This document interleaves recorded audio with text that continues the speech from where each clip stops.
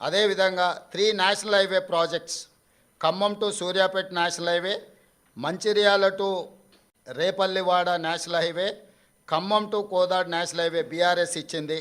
750 KV transmission line project BRS ఇచ్చింది.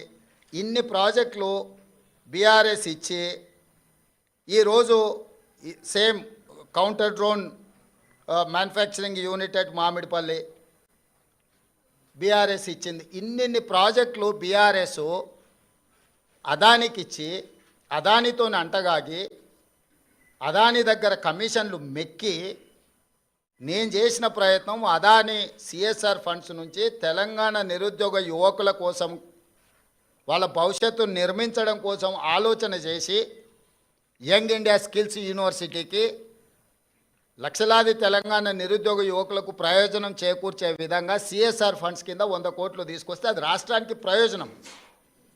కేసీఆర్ లాగా అదానీ నుంచి అప్పనంగా నిధులు మా కుటుంబానికి కొట్టేయలే. ఇన్ని ప్రాజెక్టులు ఇచ్చిండు.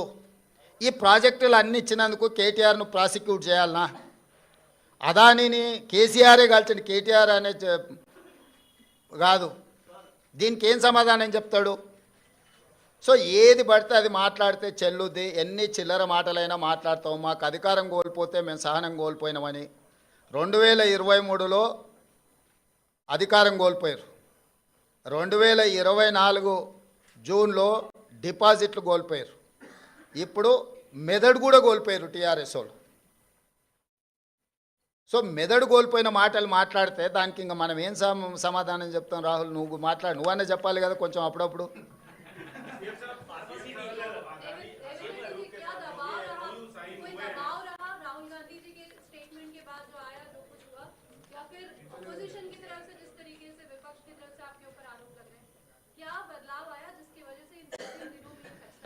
बदलाव नहीं है, ये कंट्रोवर्सीज में मैं जाना नहीं चाहता हूँ, क्योंकि अदानी ग्रुप से मैं किसी पार्टी के लिए, हमारे कांग्रेस पार्टी के लिए नहीं है तो हमारे परिवार के लिए एक पैसा नहीं लिए.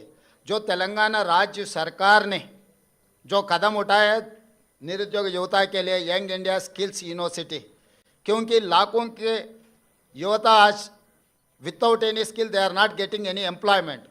सो I wanted to teach my students skill. उसी के लिए CSR corporate social responsibility funds हम अदानी से 100 crore in principle we have taken a letter.